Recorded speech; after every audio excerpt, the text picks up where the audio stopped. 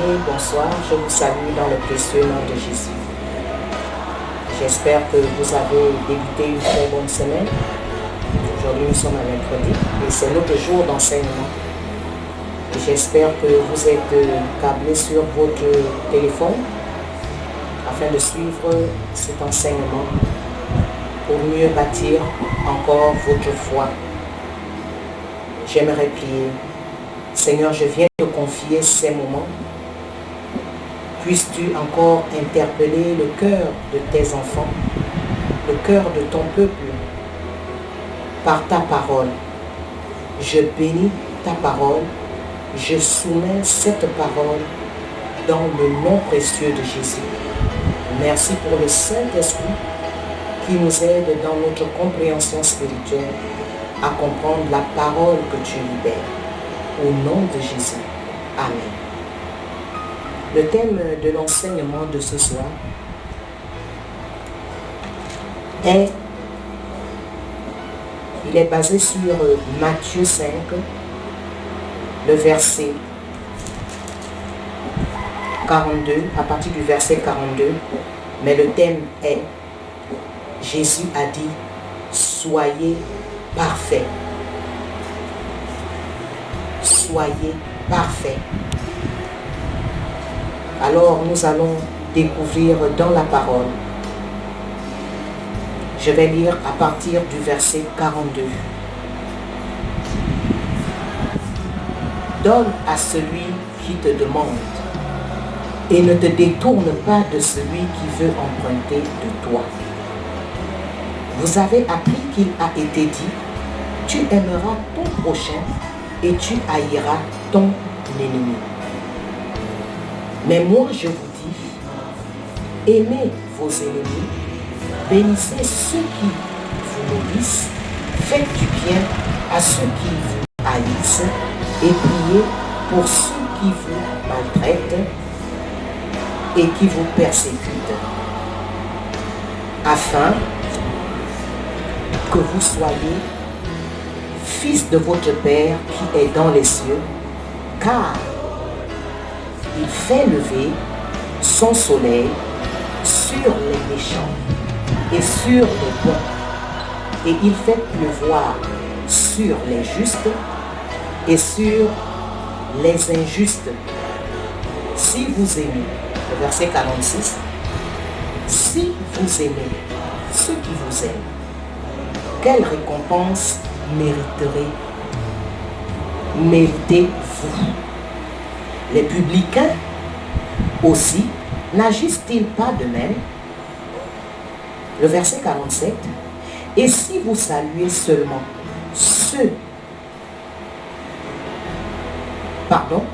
et si vous saluez seulement vos frères, je voulais dire ceux qui vous saluent, que faites-vous d'extraordinaire?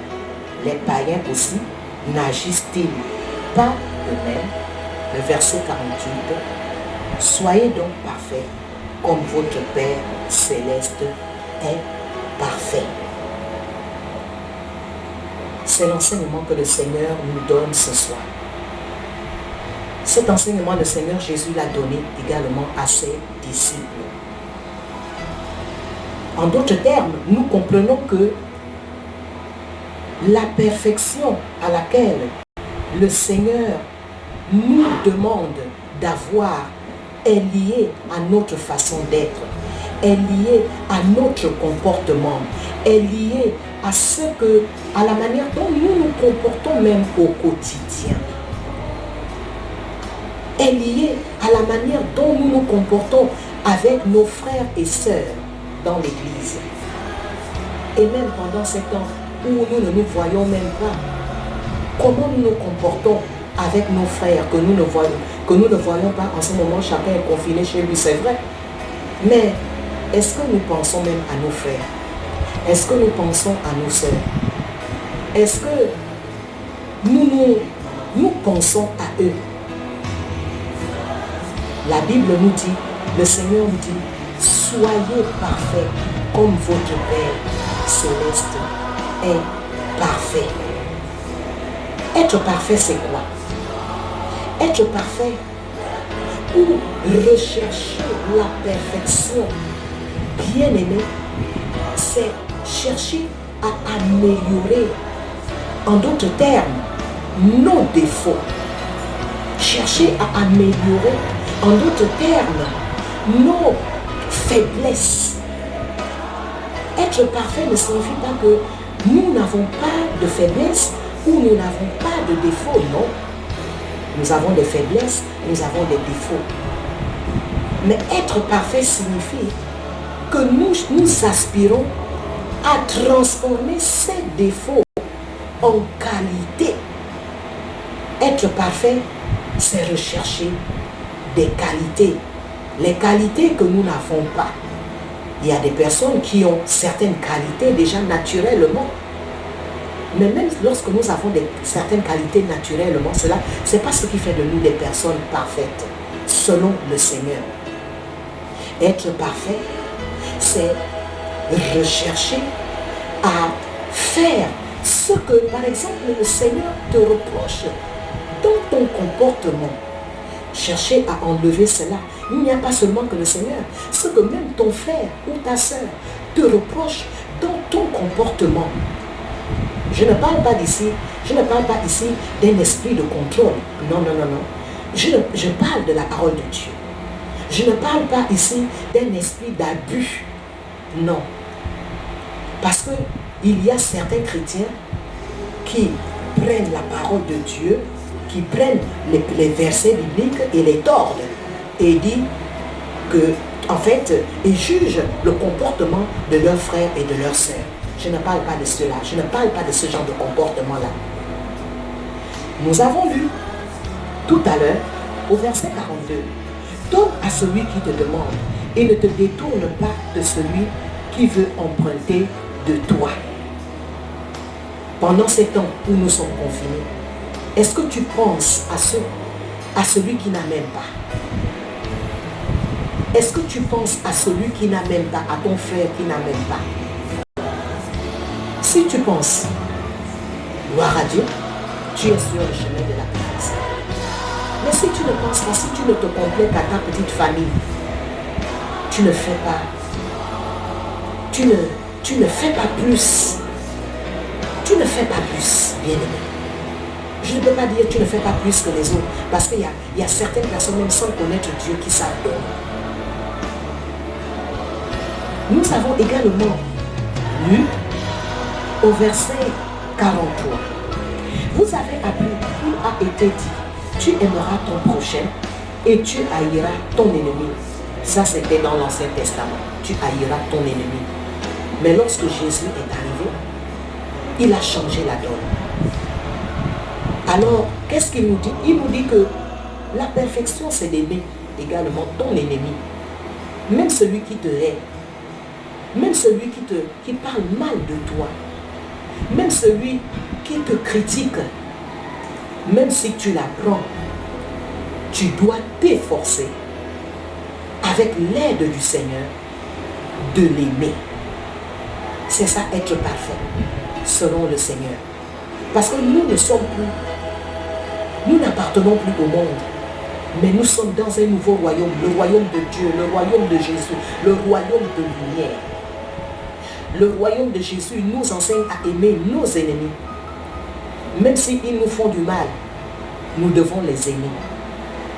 Nous devons puiser notre force dans le Seigneur pour les aimer.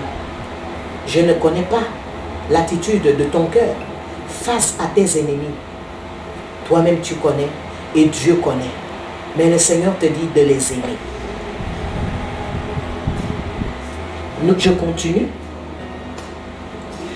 Le verset 44 nous dit, mais moi je vous dis, aimez vos ennemis, bénissez ceux qui vous maudissent. Jésus nous dit de bénir même ceux qui nous maudissent. De les bénir. Et là, quelque chose m'est venu à l'esprit, même lorsque nous faisons des combats spirituels, nous n'avons pas le droit de maudire. Nous ne maudissons pas ceux qui sont faits de chair et de sang. Mais nous jetons le feu sur les esprits. et non ceux qui sont faits de chair et de sang. Ce sont les esprits. Nous nous attaquons, nous luttons contre les esprits méchants qui les animent. Mais la Bible nous dit de les bénir et non de les maudire. De prier même pour eux. De prier pour ceux qui nous maltraitent. De prier pour ceux qui nous persécutent. Bien-aimé, c'est ça le chemin de la perfection. C'est ça le chemin de la perfection.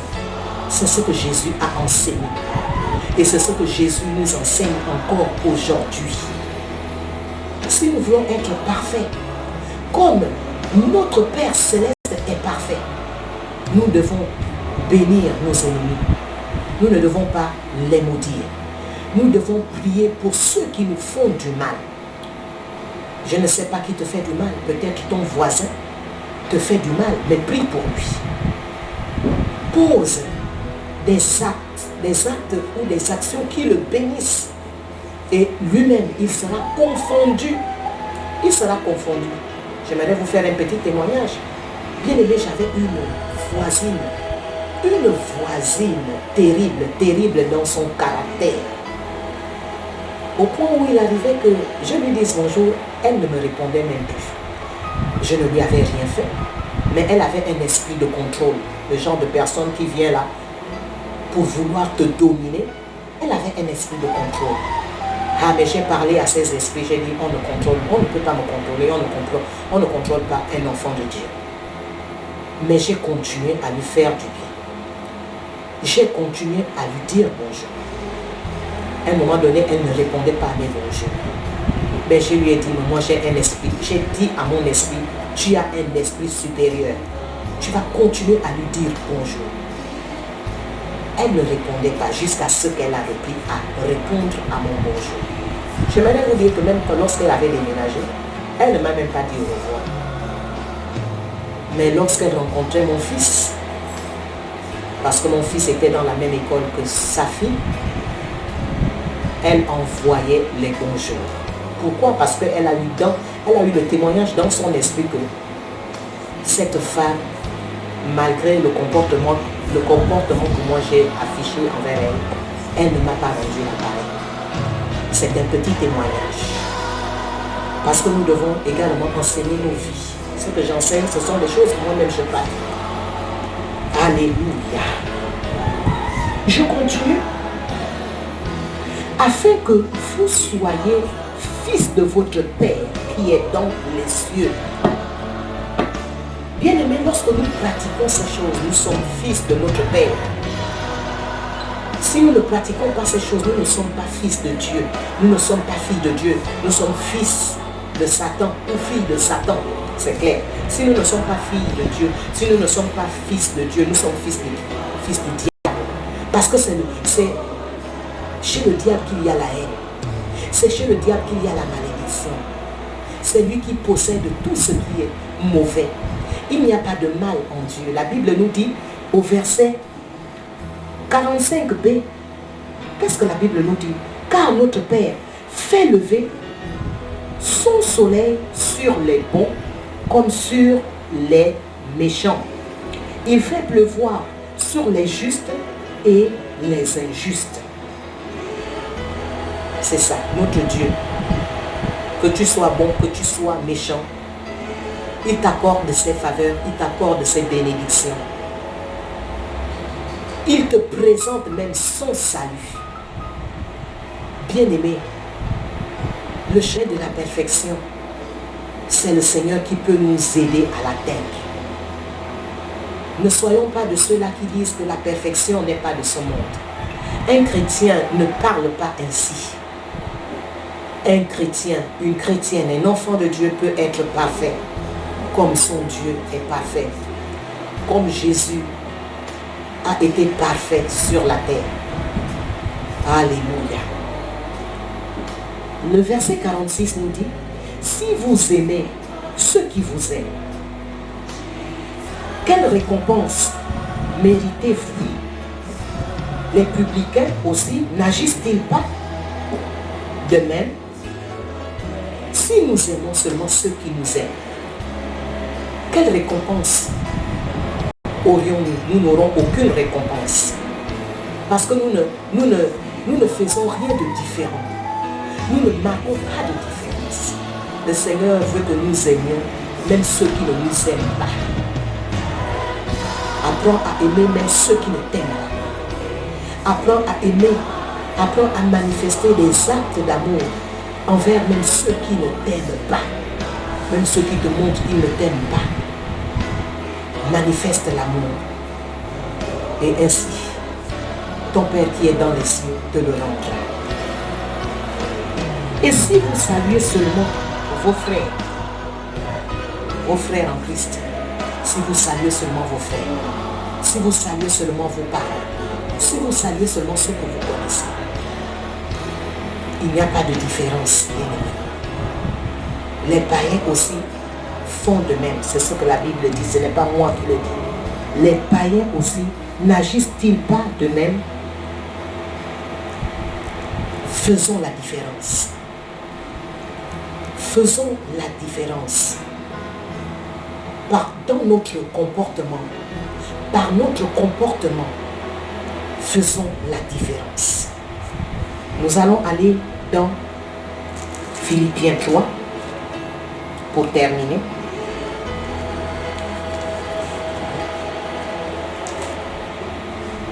Philippiens 3, le verset 12. La Bible déclare: ce n'est pas que j'ai déjà remporté le prix. Ici, c'est l'apôtre Paul qui parle. Ce n'est pas que j'ai déjà remporté le prix ou que j'ai déjà atteint la perfection. Vous voyez l'humilité de l'apôtre Paul? C'était un homme qui était devenu humble. Et pourtant, il avait travaillé à ces choses-là dans sa vie. L'apôtre Paul avait travaillé à ce genre, à ce comportement-là dans sa vie. L'apôtre Paul pouvait aimer ses ennemis. L'apôtre Paul pouvait prier pour ses ennemis. L'apôtre Paul pouvait faire du bien pour ceux qui le pourchassaient. Mais il dit que ce n'est pas que j'ai déjà remporté le prix ou que j'ai déjà atteint la perfection, mais je cours pour tâcher de le saisir. Puisque moi aussi, j'ai été saisi par Jésus-Christ. Donc, bien-aimés, nous devons chercher toujours à atteindre la perfection, comme l'apôtre Paul. La perfection, c'est quelque chose que nous devons rechercher toute notre vie. Nous devons toujours rechercher à atteindre la perfection. Nous ne pouvons pas dire à un moment donné, parce que nous avons peut-être déjà certaines qualités, que nous avons déjà atteint la perfection. Non, mais nous devons toujours tendre à l'atteindre, jour après jour, jour après jour. Alléluia. Soyez parfaits, comme votre Père Céleste est parfait. Sur ce, j'aimerais prier. Seigneur notre Dieu et notre Père, tu nous interpelles encore par cet enseignement, Seigneur, que tu as donné à tes disciples. Dans Matthieu 5, à partir du verset, Seigneur, 41, jusqu'au verset 44 ou 45.